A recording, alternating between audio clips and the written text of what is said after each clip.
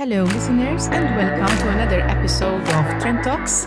Today's conversation will focus on customer transformation.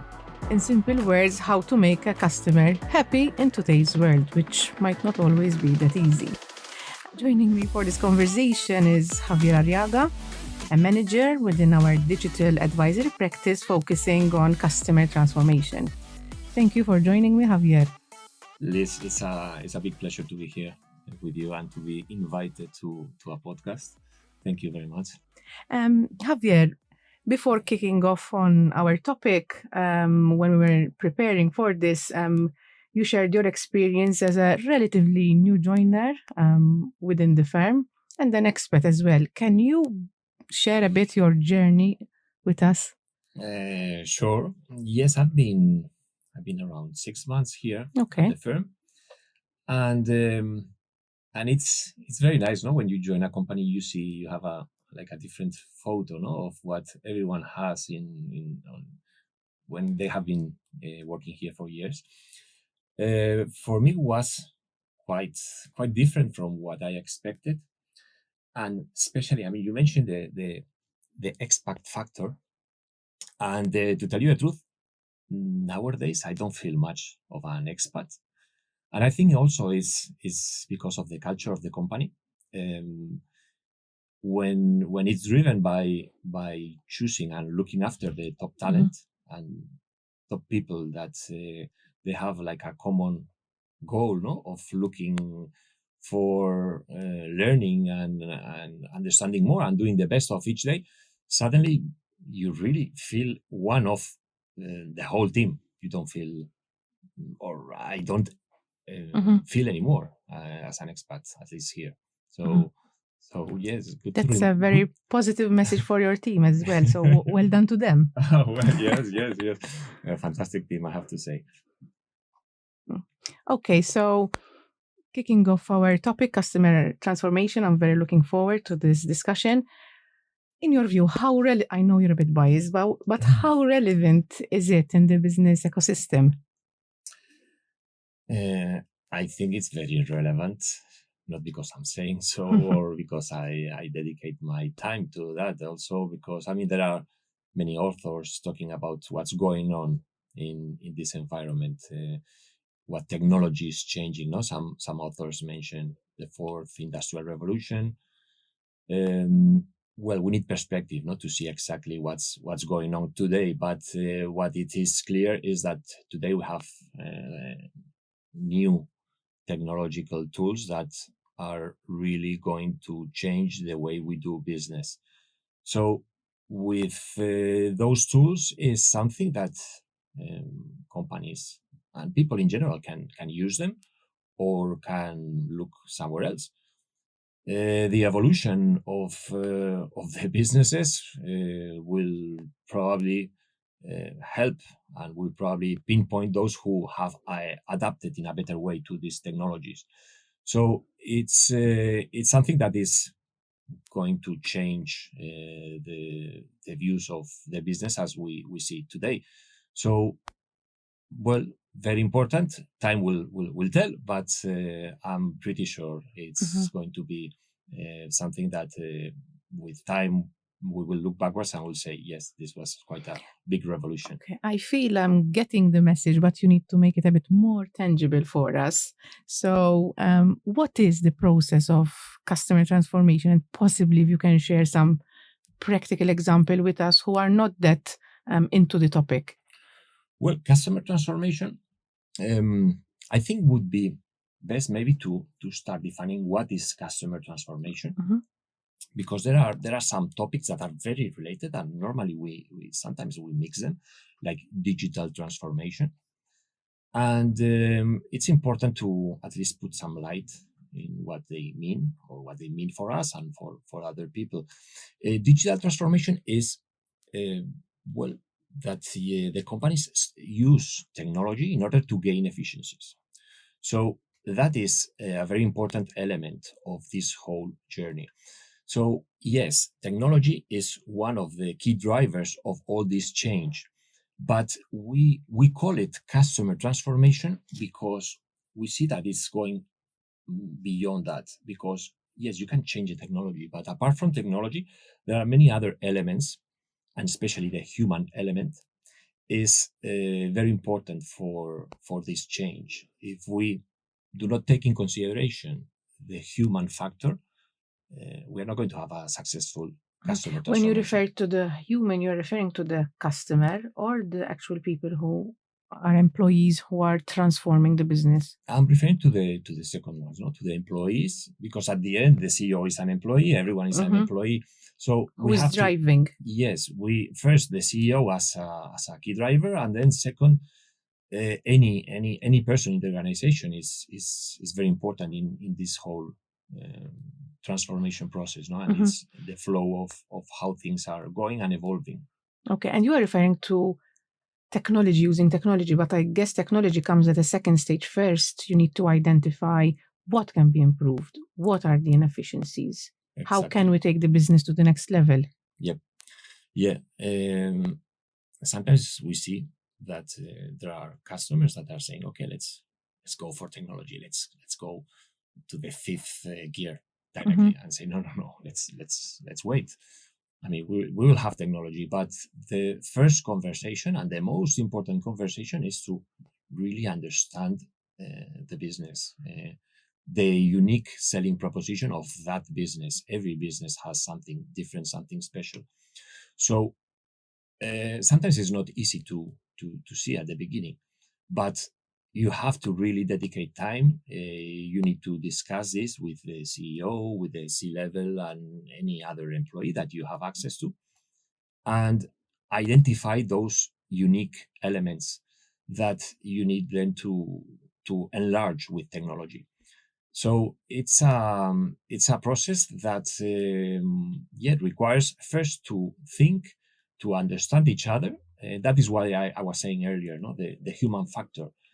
It's so important. I mean, yes, technology is extremely powerful, but and it's key.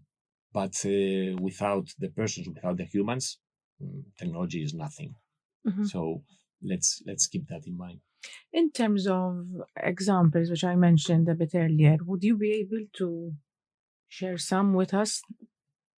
Well, examples, yes, you can see everywhere. The thing is that each project then is totally different. No, when I mean I've been going through many different projects, and well, there's normally a common element, no, which is this discovery process.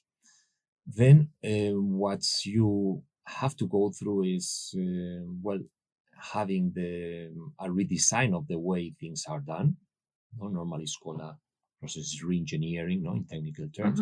But you need to rethink everything with this new element of having everything with artificial intelligence, automations, and then you have to see the impact on the persons, on the business.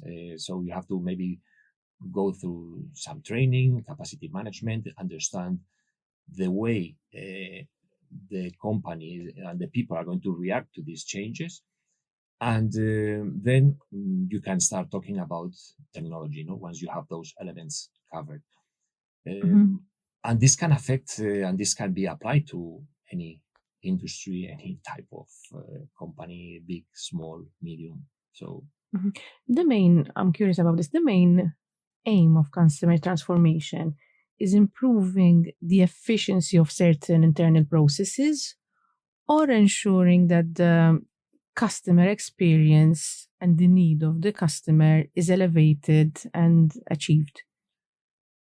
good point. Or a mix of both. Good point. Good point. Let me try to explain this, because we see that there are like two different type of customer transformations. One that started maybe earlier, no, a long time ago. It was a transformation that was starting from the finance perspective. So the issues and the problems that companies were seeing as the most important were related to all those processes and financial processes. So okay, we buy something, then we sell it. How we can avoid inputting everything twice, 3 times. So there were financial driven transformations, and today they are still very relevant. They are normally driven by systems. They are named ERP systems that they include the financial and the accounting factor into the whole equation. But lately, another type of transformation has been also pushing really, really hard. Is the customer-driven transformation. So this is when the companies realize that, okay, what would be a best play from where to start than our customers. So they start looking from that angle. And we encourage to look from that angle, because then, the sky is the limit. You start from maybe could be a sales issue that you have. You are struggling in your sales department because there are some things that are not working. Maybe you have you are could be fierce competition of competitors who are indeed doing customer transformation and elevating the product or service they provide as well. Yes. And sometimes they start from there, but this is one of the areas where customers are contacting our company. So then other companies then say, okay, also let's start from a different angle. Let's start from service. So our customer service, how we interact with our customers, or there could be other points also where to start from. Could be from a marketing perspective, because you want to really make sure that you are automating your processes, you are getting the right data that you need then to action. So could be many different ways from where to start. Locally, we have a lot of family businesses who have been operating for quite a number of years. How will they understand the need? And what are the key signs of needing customer transformation? From my experience, there's no a single sign. There's no a clear way to. I've been hearing different signs. Sometimes you start discussing these topics with a CEO, and they say, okay, no, because our company do not belong anymore to this ecosystem. No, they feel like they are apart from what's going on. That is for me a very, very, very clear sign. No, that either you act and you embrace the change, or you are going to suffer. No, you are not going to enjoy that what is coming. Other CEOs, they say, okay, no, we had an impact in our revenues. Competition is pushing hard. That is very, very, very clear sign. But also there is another one which it's not that obvious, but then when you start analyzing, also you see that no, is when they see big churn in talent, no, people, no, the key people that are leaving. It's like, yes, I'm very concerned about this, and then you start digging. No, this analysis and this deep discovery that I was mentioning before, and then you realize it's like, yes, no, I mean, these employees were doing something that was really not adding much value, and they were not passionate about what they were doing, and this was some sort of old way of doing things. So for me, those are some of the signs. There could be others, but what I've seen as clear signs are probably those three. Okay.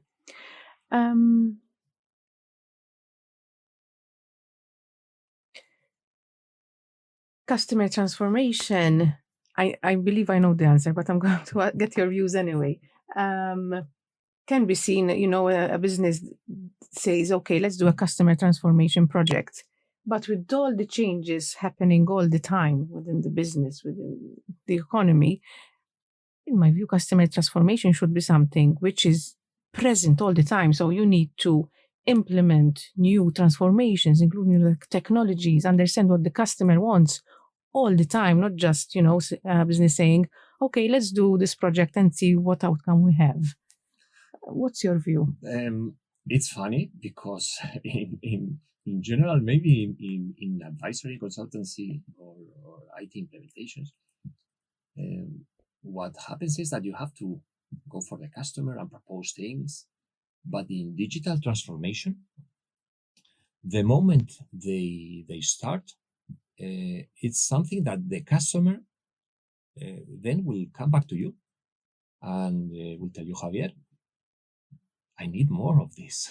You started So with sales. so possibly the challenge is for them to understand initially the importance of customer transformation. Then once they have a taste, let's say, of it and how it can improve what their business provides, then it will be much more easy sort of to continue the journey. Exactly. I mean, when you start the customer transformation, it's a big change. It's a big change for the company. I mean, it's something that suddenly you see that the people, starting from the CEO, that you see the CEO reinventing the business, like he's going back 20 years ago, and going through that same process that he did when he started the business.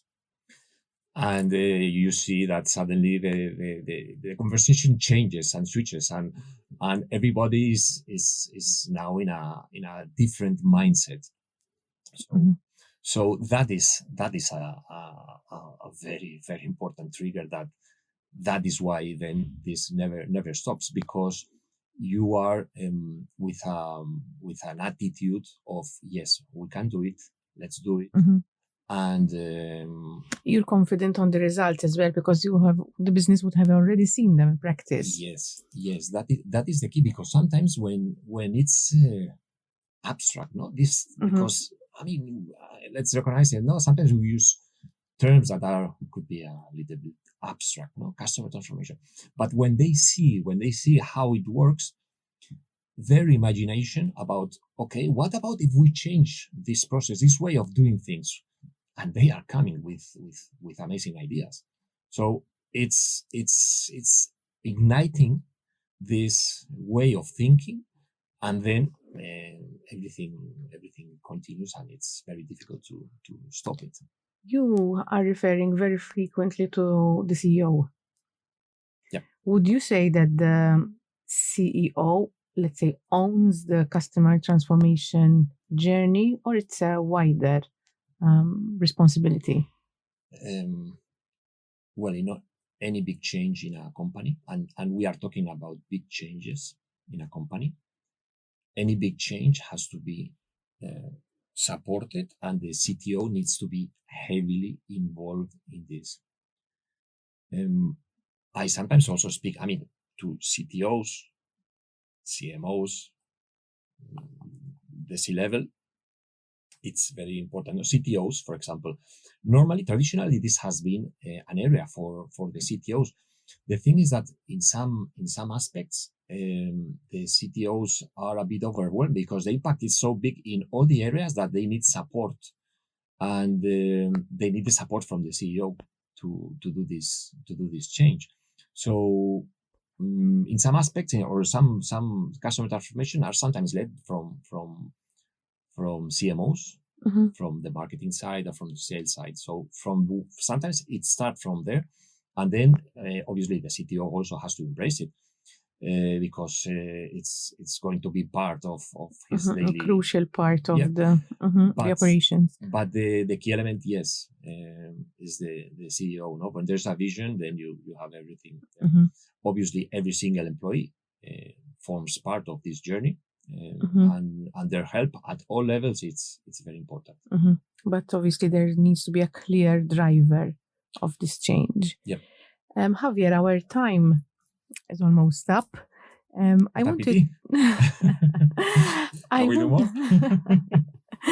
wanted to ask you two things. One, what would be your main message to our listeners? And two, I'm aware that your team is growing, so there are career opportunities as well within our advisory practice in this regard. Maybe you can use this platform, to try to attract a couple of new team members? Yeah.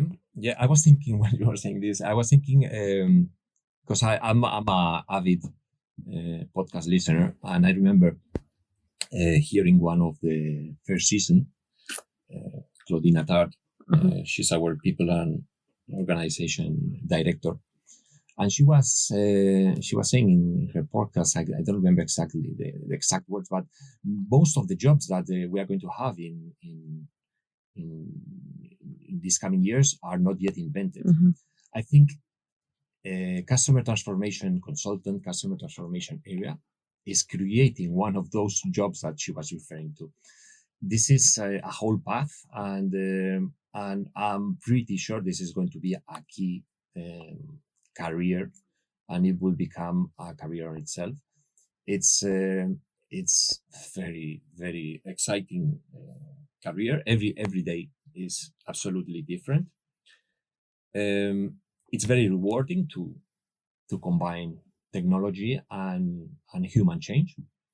And I will encourage everyone that is curious about technology, curious about how technology can add value to anything, to businesses or organizations in general, to have a look at the posts that we have. And check out our careers website. Yes. And also Javier's LinkedIn, who will be promoting of these. Of course. Contact me on LinkedIn, on any social channel. I'm delighted to answer any questions you might have. Javier, thank you for joining me. It has been an insightful conversation. A big thank you as well to our listeners for tuning in, and keep watching this space for the next podcast. Thank you.